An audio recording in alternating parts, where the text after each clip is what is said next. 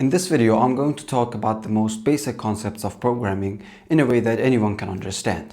I'm not going to use any code, and if you're new to programming or if you're just curious about how computers think or how developers think, this video might be good for you. Programming is basically telling a computer what to do, and because we cannot yet tell the computer in a human language what to do, we need to use a set of instructions or codes. The computer then will follow exactly those instructions and will do the job. The first thing that we need are variables. Variables are basically a way to store information in our program and use it later. For example, if we have a program that is dealing with the person's information, we might have these variables: a name variable, a last name variable, and an age variable. And each one of these variables may have a certain types of information. For example, the name can only have the string and the age can only have the number information. Later in your program, if you need the name for a person, then you can use this variable to retrieve the information. Computers make decisions just like we do. Imagine a traffic light. If the light is green, cars go. If it's red, they stop. In programming, we use conditions to tell the computer to choose between different actions. It's like asking, is it raining? If yes, take an umbrella. Now, imagine that you have an app that works like a calendar. A part of this program might be showing your agenda for that day or a message. This program will then check different conditions each day and will show you the proper message for that day. Loops are just repeating a task until a goal is reached.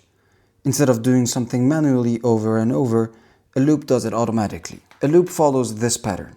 It starts, it does the task, and it checks if it's done. If yes, it stops. And if not, it'll repeat the task again until it's done. Imagine a timer that needs to reach 0 and then stops.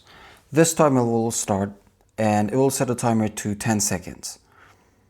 If the timer is greater than 0, then it will subtract 1 second and will display the time. It'll again check this condition that if the timer is greater than 0 or not, until it reaches 0 and then it'll stop. Functions are just reusable instructions. So for example, when you are repeating several lines of code, you can turn them into a function and then call that function again in your code instead of just writing the instructions again. Imagine your daily routine. You wake up, you have a cup of coffee, you get some work done, you get some lunch, you get a coffee, and after that you get some work done, then you eat again, and then have a coffee. As you can see, we have several parts that are repeating. For example, eating, working, and having a coffee. So instead of writing the instructions for these several times, we can store them in a function and then just call that function. If I want to write the code for my daily routine, it would be something like this.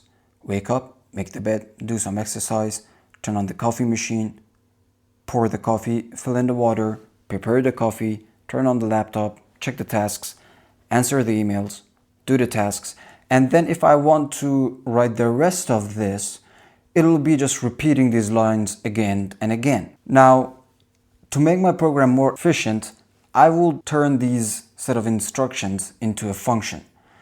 Now I have a make coffee function that will have these instructions. Turn the coffee machine, pour the coffee, fill in the water, prepare the coffee. And I will also have a work function that will have these instructions.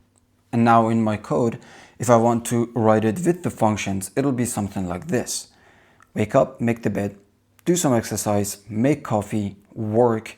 And when I call these functions, it will run those instructions inside the functions. Prepare the lunch, do the dishes, make coffee, and work. One more thing that I want to talk about are compilers. We don't really deal with the compilers directly in our programmings, and these days our code editors and our IDEs handle the code compiling themselves. But it's good to know that the code that we are writing is really close to human language, but the computers don't understand that. The computers only understand zeros and ones, and in order to turn our code into zeros and ones, we need compilers. Now we're done with the basic concepts, but I want to talk about one more thing, and that is the flowcharts. Flowcharts are basically a visual representation of what is happening inside your program. By using this visual representation, you can plan your logic and plan your strategy before coding it.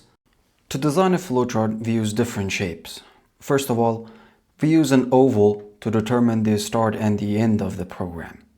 We use rectangles to do the actions in our program. We use diamonds to make decisions. And we use arrows to connect different steps to each other. And lastly, we use parallelograms when the information is going into the system or going out of the system. Now let's further explain this with the example of timer that we had before.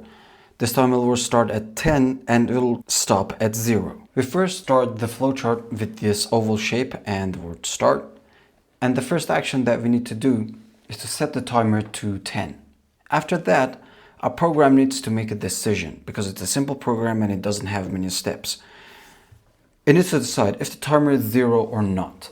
If the timer is not 0, then we need to decrease the timer by 1, and then we need to check the condition again. If it's not 0 yet, then again we will decrease the timer by 1. And finally, when it is equal to 0, we will print times up and the program will end. This is a simple flowchart that shows the process of running your algorithm. And when you design an algorithm, you can create a flowchart. We talked about the basic concepts in a few minutes, but of course there are way more in-depth tutorials on the internet. And one of the best tutorials available is the CS50 by Harvard University. This course is free and it's available on EDX website and also on their YouTube channel. And if you're interested to know more about the computer science, I heartily recommend this course.